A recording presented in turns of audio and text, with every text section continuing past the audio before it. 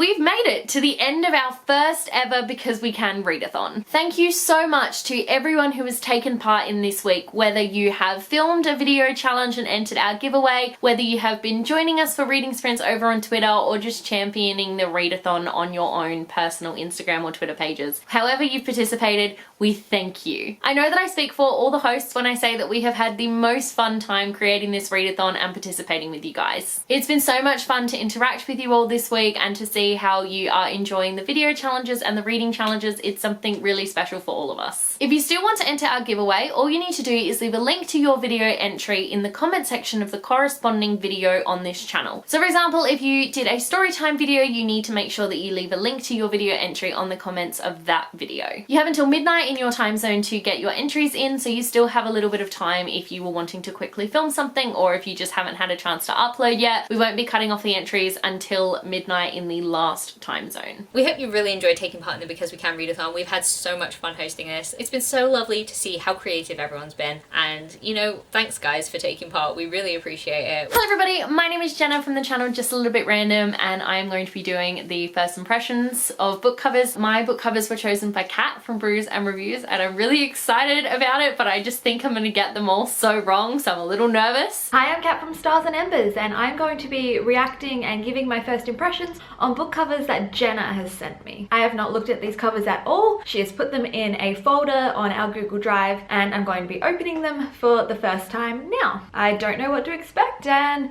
we'll see how good I am at guessing what these books are about. Kat sent me some books and I'm going to be judging them.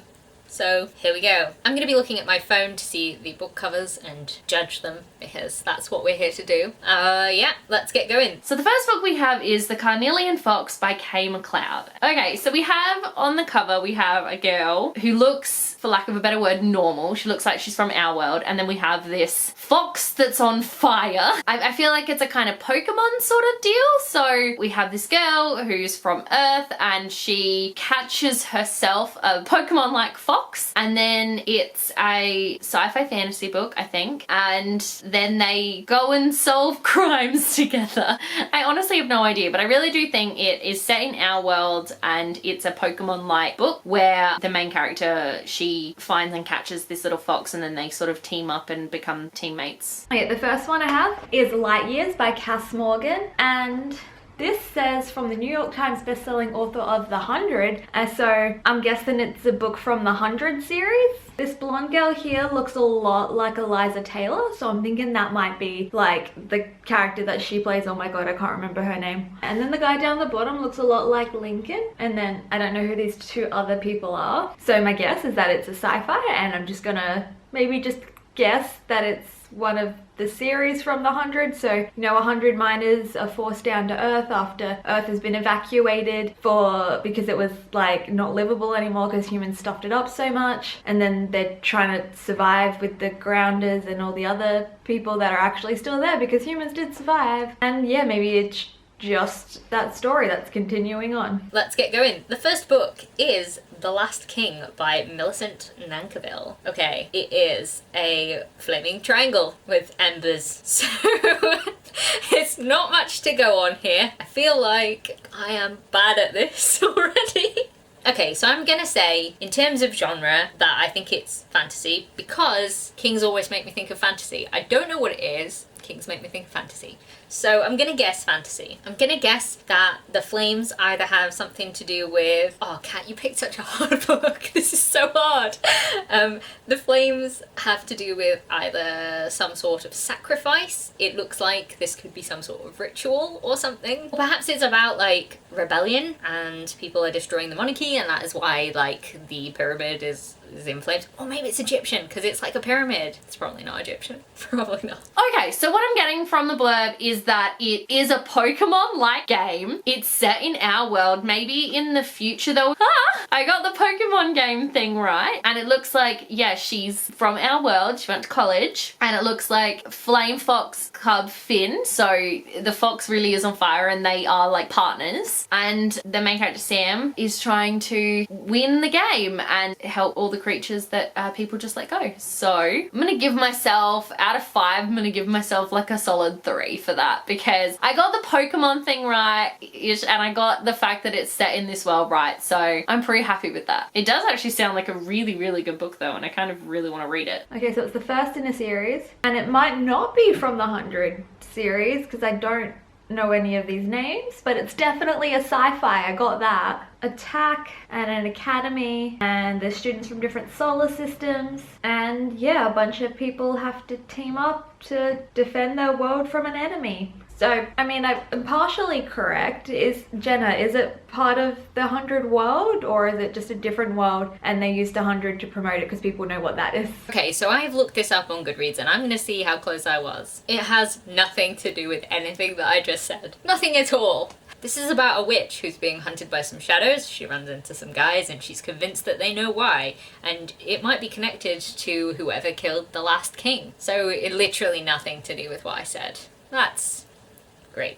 Copycat by Alex Lake. Okay, so there's not a lot to go on in this cover. It's literally just the title and then 2 hands. Looks like there's water, and the bottom half is in water and the top half is like roots and stuff. So I'm gonna go and say this book is probably a thriller based on the title and the most terrifying form of flattery thing. And I'm going to say that the main character finds that someone is imitating their life and they are in danger from this person trying to take over their life and be them. So the best I can come up with for this one. And maybe they end up drowning in the water and that's how the person takes over. Next up, we have Losing Brave by Bailey Madison and Stephanie Miller. Bailey Madison, is that the actress Bailey Madison? Like, I recognize that name. Oh wait, yeah, award-winning actress. That is Bailey Madison. Oh, I didn't know she wrote a book. So it looks like a contemporary. And there's a rope swing, but the tree looks like it's in the middle of like a lake or something. So is it like a dystopian instead? And the world's been covered in water, or maybe there's just a tree in the middle of a lake for no reason. I'm gonna say it's not a happy contemporary, like losing is not a happy word usually, and she has to be brave about something. It's gonna be about a girl. I'm gonna say maybe she lost someone in her life and she has to go to this country town to find herself after she's no longer brave, and maybe she has to do something that she's been worried about doing. So the next book is The Things I Didn't Say by Kylie Fonazia. I really hope I pronounced that right. I probably did not. This looks like the kind of book that I would probably never ever pick up based on the cover. Okay, for the genre, I'm definitely going contemporary. It feels like a contemporary with the whole wind in the hair sort of thing. Now, I have 2 different storylines that sort of pop out in my head. The first thing is seemingly way too obvious, like it's like a breakup and this is all the stuff that she didn't say, or like maybe someone died and like there's like regret and like depression and grief and that sort of thing. The second thing I've got floating around in my head is that maybe like there was some sort of like abuse or something, and like there's just, the woman looks so sad. It feels like, oh, what if this woman was attacked or something and she didn't say anything and now she's got like regret because other things are happening, and then she's like feeling some feelings about it. Because I don't really read that sort of book, I don't exactly know where they go. Like that's the extent of, in my head, the way that storyline goes. Okay, so it looks like I was half right. It's definitely about a stalker and someone who is imitating this person's life. It looks like the main character, she realizes there are 2 Facebook profiles in her name. One is actually her profile and one is not, but everything on the profile is completely accurate, and she becomes sort of freaked out and scary about why this happened, and apparently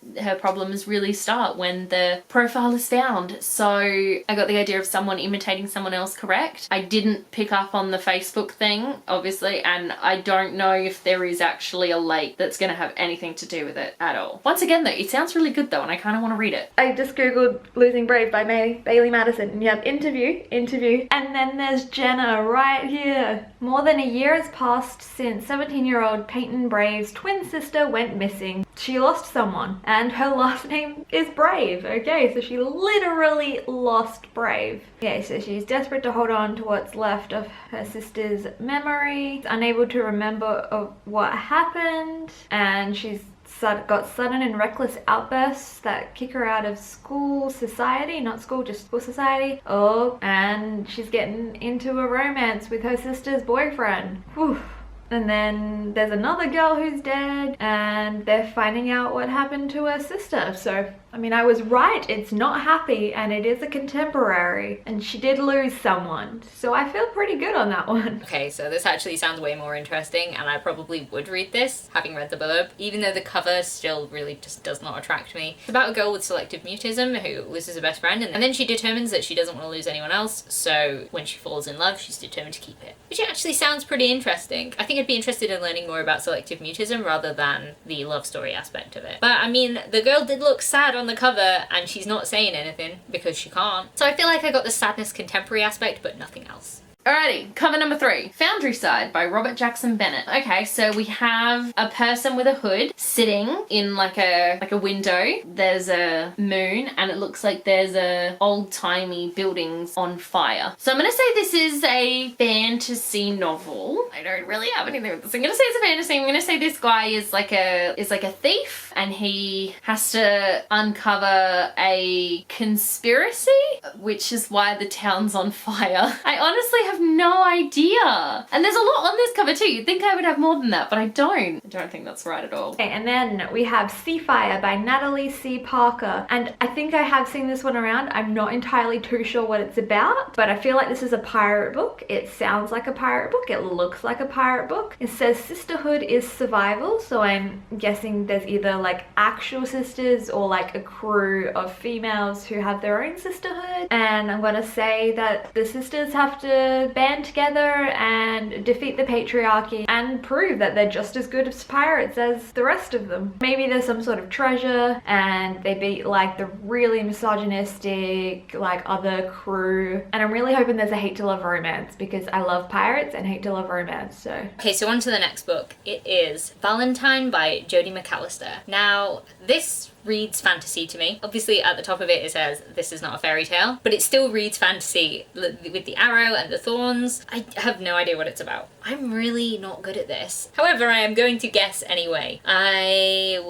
Fuck. This is hard going from the last one, which seemed kind of obvious even though I got it totally wrong. Or is it historical? Because, right, there's like a rose in the background, and like the way that it's sort of set out kind of makes me think of like the War of the Roses, but oh shit, the cat's just come in and scared the crap out of me. Anyway, back to Valentine, still none the wiser. Part of me was thinking historical based on War of the Roses sort of thing because of the rose and like the arrow with like the war sort of thing, but I don't think it's like that. The thorn and the rose sort of situation make me think of Beauty and the Beast retelling, but like I feel like BookTube talks a lot about Beauty and the Beast retellings, so I don't think it is because I feel like I would have heard about this one. That is literally all I can get from this cover. Okay, so this is the first in a trilogy. Oh, the main character is a thief. Got that right. The main character is a girl, though, not a boy. Got that wrong. But she's a thief. Go me. She has been sent to steal something. Something that I think the thing she has to steal is sort of to do with a conspiracy. Okay. You know what? I didn't do too bad considering there's nothing on that cover. I got the thief thing. I got that she'd have to steal something to stop a conspiracy. Oh my goodness, look at me go.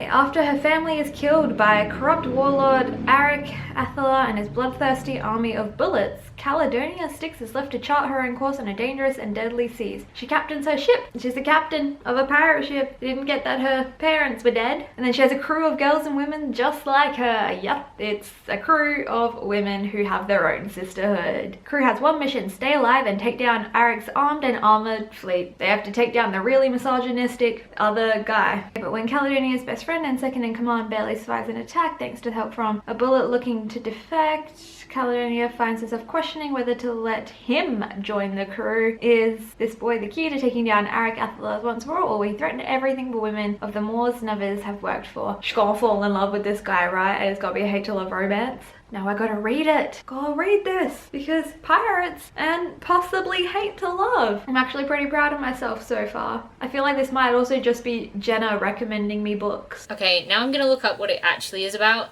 What? Okay, wait a second. Why have I never heard of this book? Because this is like exactly a book that I would love. Okay, so it's about teenagers all born on Valentine's Day beginning to disappear, and this girl who thinks what's supernatural going on here, and there's a guy who's actually a Sealy fairy. So it's like murder and fairies, and why don't I know about this book? Like, okay, well I'm definitely picking this one up, but like did not get that from the cover. Next up, we have The Unit by Ninni Holmqvist.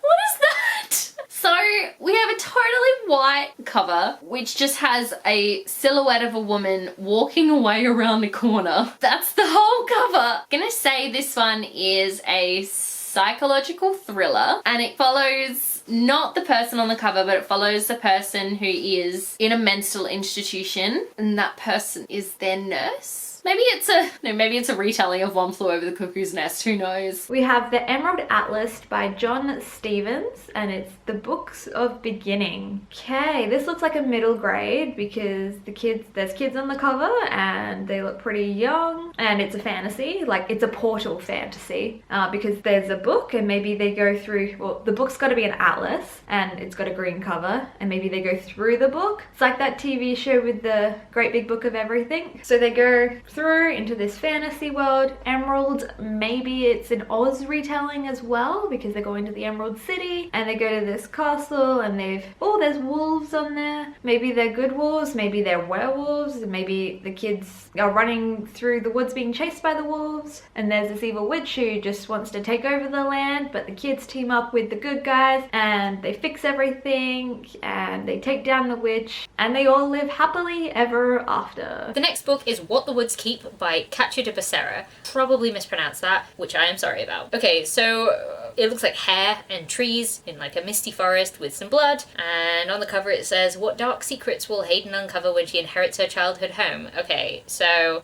this feels like a murder book to me. Like, it feels like it should be a thriller, but maybe with like a hint of like paranormal in it. It does have sort of like runes in the middle of the O, O, and D, so that's interesting. A little bit lost. It feels like supernatural things could be happening, but also murder. It looks like a murder book, and I can't... Oh, they feathers! They look like feathers, not hair. Why did I think it looked like hair? They're very clearly feathers. Oh my god. I am bad at this. Use your eyes. I am going to guess that it feels a little bit murdery. It feels a little bit like it's going to be a thriller with some sort of paranormal elements to it, where maybe she goes home and like she finds like some weird ancient thing has been happening in her home, like somebody's gone missing, or like some rituals are happening, or I have no idea. I was not even close, you guys. So this book actually sort of reminds me a little bit of Logan's Run, if you can believe it. The main character of this book, she checks into the unit, so she gets a nice furnished apartment, and there she gets to live with people who are just like her. So women over the age of 50 and men over the age of 60 who are single, childless, and without jobs in progressive industries. They are sent here and they're considered outsiders, and they are expected to contribute themselves for drug and psychological testing, and they donate their organs little by little until the final donation, where I assume they die. The unit is apparently really good living conditions, but then the main character ends up falling in love with someone, and so she sort of has to figure out, does she just keep going in this place or does she try to escape? So it's a dystopian novel, and I was not even close. I never would have picked that from that cover. I mean, now that like I've read the blurb, the cover does make a lot of sense, but never in my wildest dreams would I have picked that. Okay. Called A New Narnia for the Tween Set. It's a portal fantasy. That's a middle grade. Kate, Michael, and Emma's extraordinary adventures through an unforgettable, enchanted world. These three siblings, oh, they're related. I didn't get that because they all looked pretty different. Yet these unwanted children are more remarkable than they could possibly imagine. Ripped from their parents as babies, they've been protected from a horrible evil of a devastating power of an evil they know nothing about. Ooh, they're the ones with magic, maybe. Until now, full-on Kate, Michael, and Emma are on a journey through to dangerous and secret corners of the world. Journey of allies and enemies, of magic and mayhem, and if an ancient prophecy is correct, what they can do to change history, and it's up to them to set things right. Yeah, they're gonna go take down the bad guy and live happily ever after. I feel like I'm doing well. Am I doing well on these? Let's find out that it's probably not at all a murdery book. Alright, okay, so there's a disappearance, there are rituals and supernatural elements. I'm gonna say that that cover did a good job of telling me, like, after about 10 minutes of me saying I have no idea what this book is about, 10 minutes later, this book did a good job of telling me what it was about, because I feel like I've got a point there. If we're counting points, that's probably the only one I've got, but Moving on to the last cover, Wolf in Shadow by David Gemmell. I should have known there was going to be a David Gemmell book in here. If y'all have watched any of Kat's videos, you'll know she's obsessed with David Gemmell. Looks to be a science fiction western novel. There is a ship in what looks like a desert, and that main character, that has to be John Shano, who looks like a pretty badass western person with his 2 guns and his cool hat, and he has to uncover a conspiracy about how that ship ended up in the desert. Yep, sure, we'll go with that. Okay, and my last one is Wings by April Lynn Pike, and it's blurbed by Stephanie Meyer. It says, Wings is a remarkable debut. So it's the first in a series, maybe. I feel like I saw this around like 10 years ago, never picked it up. Because it's blurbed by Stephanie, I'm going to say it's a fantasy. Now, what type of fantasy though? It says Wings, so I'm thinking fae. I'm just gonna go with like the classic YA stuff. There's this human girl, she's totally unremarkable and totally plain, but then one day she stumbles across this other world full of fae, and there's this really hot fae guy. But then he's like, no, we can't be together. Wait, but we have to be together. No, we can't be together. And then she's pulled into this magical world, and all of the guy's friends are like, ugh, a human? Why did you bring a human over here? But then she's actually the secret key to defeating the bad guy, and she knows exactly what to do, and then she realizes she's more special than she actually is. And I'm sorry if you really love this book, Jenna, it looks like something that I would have devoured 10 years ago. That's actually kind of trash. Okay, so we're on to the last one, and it's called Yellow by Megan Jacobson. And honestly, this cover is stunning. I could stare at this for a very long time and just look at it and enjoy it. I want to say, because of how the cover is done, that it's a contemporary book, maybe about art. Maybe it's about someone who struggles to express themselves and can only do it through geometric lines and art. Okay, that's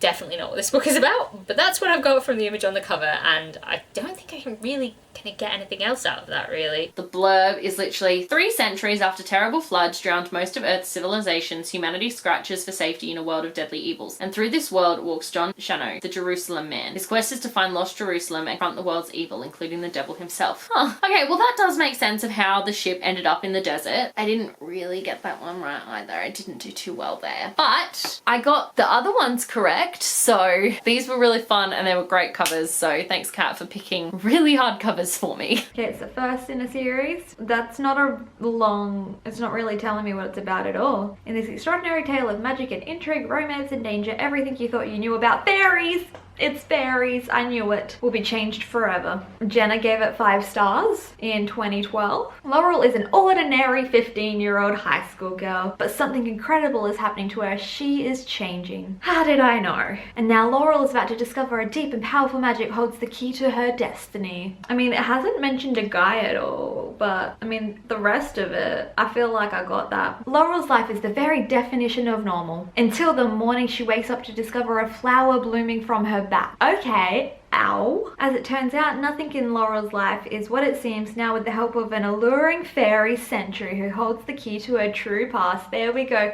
There's my fae that she's gonna fall in love with. Laurel must race to save her human family from the centuries-old fae enemies who walk among them. Okay, so I feel like I got that. I would have devoured it a decade ago. And on Amazon, the paperback is $1.11 if anyone wants to buy the paperback of it. But yeah, ordinary girl discovers she's not ordinary and has this fairy that is guiding her in a way that she's probably gonna fall in love with. I don't know if I need to film an outro for this, so I'm just gonna leave it like this and hope someone else does.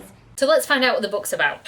Okay, there's totally no I was expecting that. It's not at all what this book is about. I really didn't get this. Okay, it's about a 14-year-old girl who's getting bullied, has an alcoholic mother, and her dad has left the family for another woman. And now she's speaking to a ghost through a phone box, and she's made a pact with the ghost to find out who murdered him, and then he'll do some things like help to fix her life, which is not what I got from the cover at all. If I'd read that after seeing the cover of the book, I think I'd definitely pick that up, actually. Not a contemporary, though. I don't know why I was drawn to contemporary.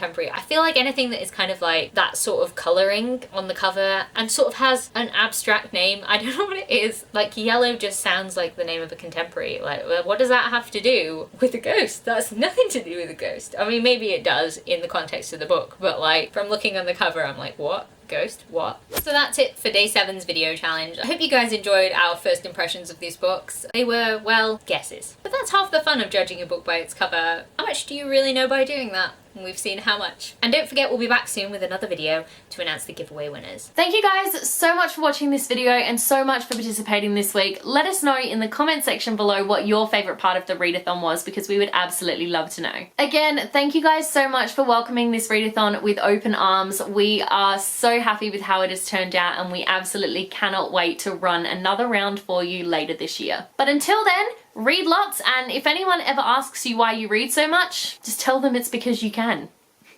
Bye guys.